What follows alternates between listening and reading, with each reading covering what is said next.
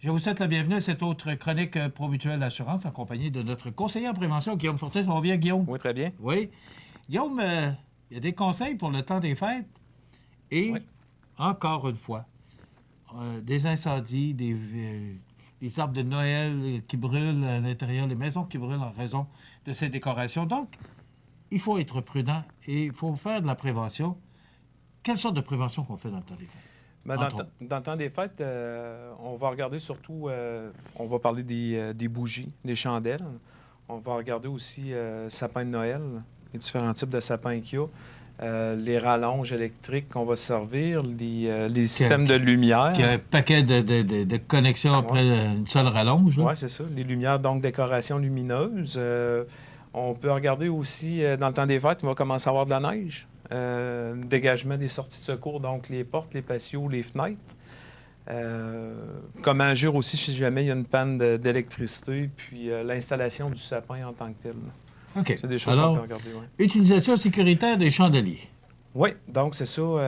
Pour mettre de l'ambiance, des fois, il y a des gens qui vont prendre des chandelles, vont faire l'utilisation de chandelles, puis c'est réellement de déposer la chandelle ou la bougie là, sur un endroit qui est stable, donc une table quand même d'une certaine dimension. Là. On va essayer de mettre on va se garder une distance d'au moins 30 cm de tout produit inflammable autour de la bougie. Si jamais il y a un incident qui arrive, que ça tombe ou que la bougie tombe, se renverse, à ce moment-là, on va être sûr de ne pas mettre le feu par accident. On va éviter d'utiliser ces produits-là dans les chambres à coucher. Ça peut être plaisant, des fois, d'avoir une bougie dans une chambre à coucher, mais c'est pas la meilleure place parce qu'on peut s'endormir. Donc, c'est pas ça qu'on veut non plus. Là, avoir un produit de combustion sans surveillance. Éviter de faire l'utilisation des chandelles ou des bougies quand on est en état d'ébriété ou qu'on manque de vigilance. Donc, si on prend des médicaments aussi, c'est des choses qu'on peut mettre de côté, là, pas de ne pas utiliser ces produits-là, la bougie. On va toujours penser aussi aux enfants. Dans le temps des fêtes, on va être plus distrait, il va y avoir plus d'activités dans la résidence. Les enfants vont être là. Donc, il faut mettre ces produits-là plus loin possible de la portée des enfants. Ouais, des enfants et des animaux en tant que tels aussi. Okay. Puis, il ne faut jamais laisser le produit, la chandelle ou la bougie sans surveillance. Maintenant, lors d'une panne d'électricité, parce que ça peut arriver, on est choyé, nous, dans notre coin de pays pour des tempêtes.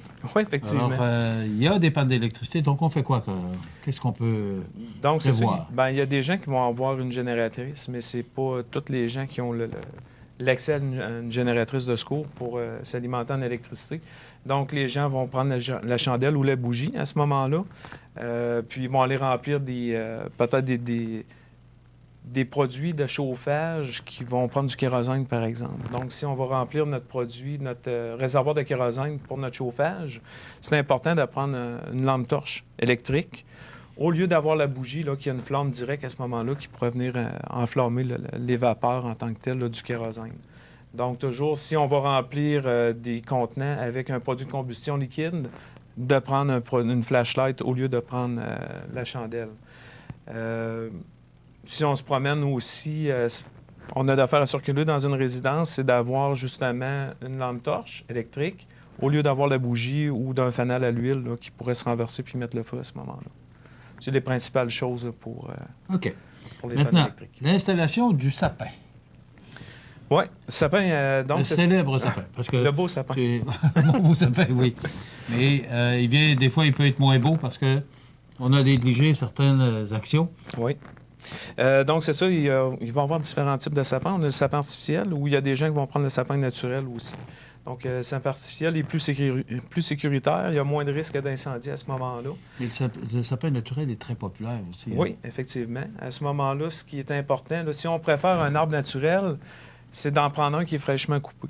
On ne prendra pas un arbre qui commence à être sec là, pour l'installer chez nous, puis mettre des décorations électriques ou qui peut être à proximité d'une chandelle, qui ne devrait pas d'ailleurs. Quand on arrive chez nous, c'est de refaire un trait à la base de notre sapin naturel en biseau pour être capable de l'alimenter en eau. Là. Donc, on va le mettre dans un réservoir d'eau. En lui donnant une coupe en biseau, à ce moment-là, on va être capable de s'hydrater plus longtemps puis de façon plus efficace. où est-ce qu'on peut installer le sapin? Bien, à ce moment-là, on va essayer de le mettre pas à côté d'un foyer, le plus loin possible, d'une source de chaleur, donc calorifère, des choses comme ça. On ne le mettra pas dans un passage pour ne pas boucher nos sorties de secours. On va essayer de le mettre près d'une prise de courant pour avoir un accès là, sans avoir trop de longueur de rallonge électrique à ce moment-là pour nos décorations. Puis, c'est ça. En gros, là, c'est de veiller aussi, si on a un arbre naturel, là, réellement, qui reste hydraté. C'est de mettre de l'eau à tous les jours là, pour être sûr que ça reste... Et le sapin reste beau aussi, là, parce que sinon, il s'en va en baissant. Les décorations lumineuses. Oui. Décoration lumineuse, donc c'est ça, il y a différents types de décorations. Il y en a beaucoup, ils s'en vendent partout. Ce qui est important, c'est de n'avoir des produits qui vont être homologués. À ce moment-là, il va y avoir une étiquette dessus ou sur la boîte en tant que telle. Il va y avoir une marque CSA ou UL, ULC, des choses comme ça. On va examiner nos décorations. Si on prend des décorations de l'année passée qu'on va réutiliser, de l'année dernière ou l'année d'avant, à ce moment-là, c'est réellement de l'examiner. Il faut regarder, bon, est-ce que tous nos globes sont là? Est-ce que le fil est fendu? Est-ce qu'il y a des possibilités d'avoir des courts-circuits, des choses comme ça? On va les essayer avant de les installer. Il ne faut pas surcharger les circuits électriques, donc c'est peut-être mieux d'avoir moins de produits sur un circuit où on va se prendre plusieurs circuits pour mettre beaucoup de décorations là, lumineuses.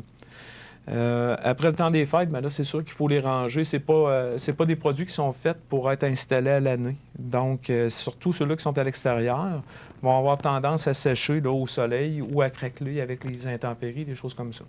Donc, c'est être sûr de les enlever. Les systèmes d'attache qu'on a aussi, il y en a qui vont prendre des clous ou des vis. Le fil va être à côté sur la vis. Donc, à la longue, ça peut faire un court-circuit. C'est de faire attention à ça.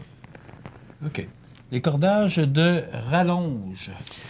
Donc, c'est sûr que les produits d'éclairage qu'on a pour le temps des fêtes décoratifs, ils n'auront pas beaucoup de distance pour aller se connecter. Donc, on va faire l'utilisation de rallonge. C'est toujours de prendre des rallonges homologuées. Donc, ils vont avoir des produits pour aller à l'extérieur et à l'intérieur. C'est de faire la différence, autant pour les décorations lumineuses que les rallonges, là. On va faire la différence entre l'intérieur et l'extérieur. On va prendre les bons produits. Il ne faut pas cacher les rallonges sous un tapis, une moquette, des choses comme ça. Toujours de rester là, sur le dessus de la surface là, où est-ce qu'on va marcher. C'est sûr qu'on va faire attention pour ne pas s'enfarger dedans, donc on va essayer de faire courir sur le long d'un mur, des choses comme ça. Oui. Et le dégagement des sorties, ça, c'est tellement important. On ne remarque pas ça, hein? Une tempête de neige, puis on ne voit pas les sorties parce qu'on les utilise moins. Mm-hmm. Et là, on réalise que s'il arrive de quoi, on n'est pas capable de sortir. Oui, c'est ça. D'emblée, ce qu'on va faire, c'est qu'on va penser à dégager notre entrée principale. Mais il y a toujours d'autres accès qu'on va pouvoir utiliser. Fait que, si jamais il arrive un sinistre à la résidence, mais peut-être qu'on n'aura pas accès à la porte d'en avant. C'est peut-être la porte patio qu'on va prendre. Donc, c'est de dégager le patio, c'est d'ouvrir la porte, de vérifier de temps en temps s'il y a de la glace qui vient obstruer là, nos mécanismes. Donc, d'ouverture, les portes, les fenêtres. Les fenêtres du sol. Toujours penser, surtout s'il y a des chambres en bas, de dégager les fenêtres, donner un petit coup de pelle, puis être capable d'avoir un accès par là, soit pour entrer ou sortir, là, si jamais il y a des intervenants qui viennent. Après ça, on va parler aussi de numéro civique, de ne pas cacher votre numéro civique avec les décorations de Noël. Si jamais il y a service d'urgence qui ont à venir, soit ambulance, pompiers, police, à ce moment-là, ils vont être capables d'avoir votre numéro. Puis, si jamais la borne incendie est recouverte de neige, bien, les municipalités vont passer la dégager. Voilà. Ben, écoutez, utilisation sécuritaire des chandelles. Qu'est-ce qu'on doit faire lors d'une panne d'électricité? L'installation du sapin, les décorations lumineuses, des cordons de rallonge, les dégagements de sortie. Ce sont toutes des choses très importantes à laquelle vous devez penser dans le temps des fêtes. Et c'est tellement important de tout réaliser, ces préventions, parce que il y a tellement de choses qui se produisent dans le temps des fêtes, puis des incendies qu'on pourrait éviter.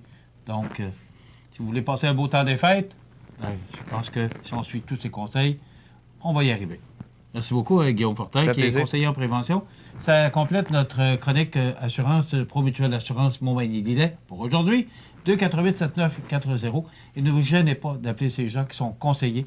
Ils sont là pour vous aider et mieux vous conseiller et peut-être même vous guider dans de meilleurs achats. Donc, 248-7940. Promutuelle Assurance Montmagny-Lillet. Voilà, ça complète. Vous aimeriez demeurer à votre domicile encore longtemps, mais vous sentez que votre autonomie diminue? Vous et vos proches vivez de plus en plus d'inquiétudes et d'insécurité?